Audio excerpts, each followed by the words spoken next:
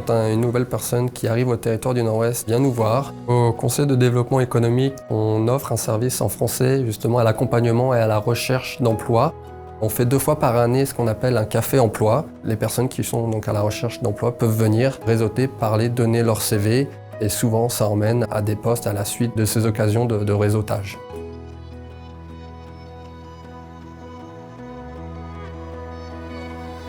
Pour anecdote, une personne qui est arrivée à Yellowknife il y a maintenant 2 mois, n'avait pas de travail, recherchait quelque chose dans son domaine spécifique. Cette personne a mis 3 semaines à trouver un travail dans son domaine. Grâce à la communauté francophone accueillante, ils ont trouvé des amis et se sont intégrés dans leur emploi, mais aussi dans leur vie personnelle et sociale. Quand j'étais jeune, j'ai toujours été attirée par les grands espaces, la taïga, les forêts sauvages du nord du Canada. Donc quand j'ai vu une annonce comme quoi le gouvernement cherchait, je me suis dit, bon, ben voilà ma chance de réaliser mes rêves d'enfant. Et je me suis retrouvée assez rapidement à Yellowknife. La communauté francophone est plus présente que je pensais en fait en arrivant. On est quand même relativement nombreux. Rien qu'au niveau des services, tous les services gouvernementaux sont aussi offerts en français. Par exemple, si vous voulez un permis de conduire, si vous vous mariez, s'il y a une naissance ou quoi que ce soit.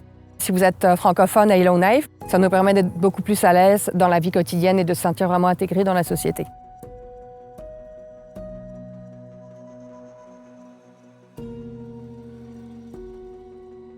Ici, la nature est vraiment très proche de la ville. C'est un peu le meilleur des 2 mondes parce qu'on a le côté aventure, mais on a aussi le côté sécurité.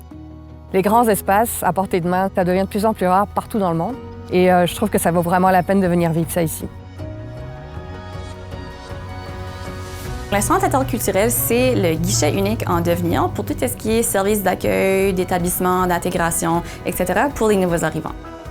On est vraiment là pour essayer d'identifier puis de répondre à vos besoins afin de rendre votre intégration la plus facile que possible dans la communauté. Fait qu'on va toujours commencer par faire une évaluation de besoins en ce qui a trait, par exemple, au logement, à l'éducation, à la recherche d'emploi, puis aussi pour vous aider à tisser des liens avec d'autres gens dans la communauté.